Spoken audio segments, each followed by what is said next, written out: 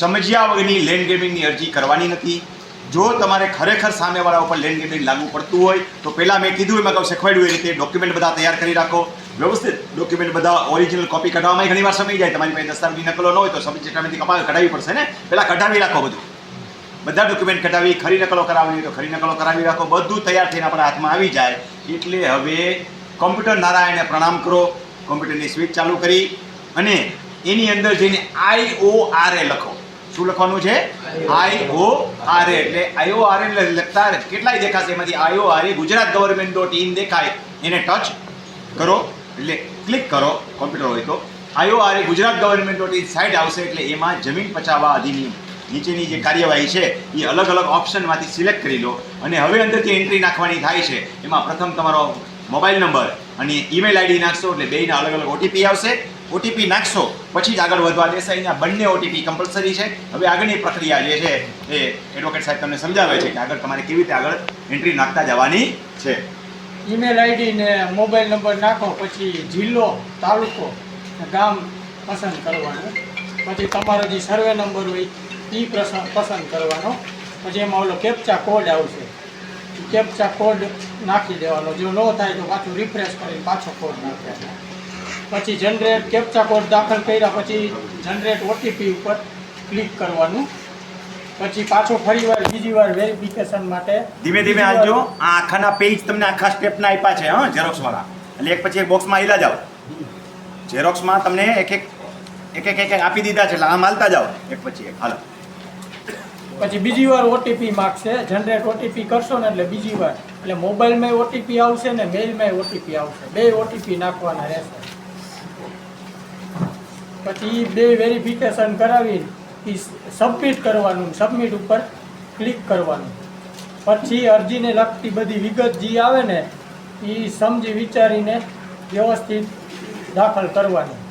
પછી દાખલ થઈ ગયા પછી સેવ એપ્લિકેશન ઉપર આપવાનું, એની ઉપર ક્લિક કરવાનું. બરાબર. પછી એક છે ને એમાં તમે સેવ એપ્લિકેશન ઉપર ક્લિક કરશો ને એટલે યુનિક એપ્લિકેશન નંબર આવશે. એ તમારી સ્ક્રીન ઉપર દેખાશે. એનો પહેલાં ફોટો પાડી લેવાનો એટલે તમારી માનો કે નેટ વહી જાય તો એ વાંધો. સ્ક્રીનશોટ પાડવો હોય તો સ્ક્રીનશોટ, મોબાઈલથી પાડવો હોય તો મોબાઈલથી.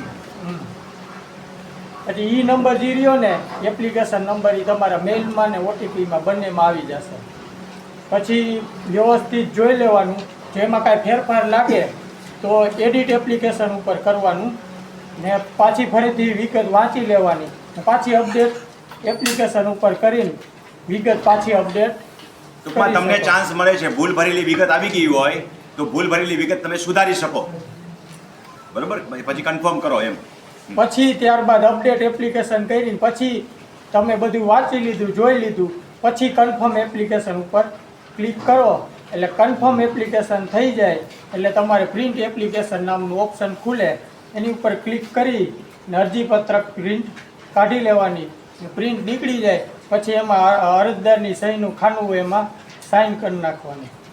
પછી એમાં ક્યાં રંગમાં 3 કલરમાં અપલોડ કરવાના ડોક્યુમેન્ટ. જો લાલ રંગમાં હોય ને એમાં રેડ કલરનું તો એ ફરજિયાત અપલોડ કરવા પડે. પછી વાદળી રંગ એટલે કે બ્લુ રંગ તો એમાં એ મરજિયાત છે. પછી તમે જે ડોક્યુમેન્ટ અપલોડ કરશો ને એ ગ્રીનમાં આવી જાય એટલે એ તમારું દેખાઈ જાય કે તમે આ ડોક્યુમેન્ટ અપલોડ કર્યા છે. બરાબર. પછી પેમેન્ટ ઓપ્શન આવે. એમાં ફી પેમેન્ટ આવશે. ફી પેમેન્ટમાં તમે અલગ અલગ માધ્યમથી પેમેન્ટ ચૂકવી શકશો. એમાં યુપીઆઈ છે, ક્રેડિટ કાર્ડ છે, ડેબિટ કાર્ડ છે, નેટ બેન્કિંગ છે. એમાં જે તમને યુઝ કરતા હોય એની ઉપર ક્લિક કરી પૈસા ભરીને પછી પૈસા કપાઈ જાય એટલે એની ઓલી પહોંચ નીકળશે. એ પહોંચ રહી 2 નકલમાં કાઢી લેવાની, એકમાં પછી રિસીવ કરાવવા માટે. એ અરજી ફી રહી ઓનલાઈન જ ભરાશે, ઓફલાઈન નહીં ભરાય.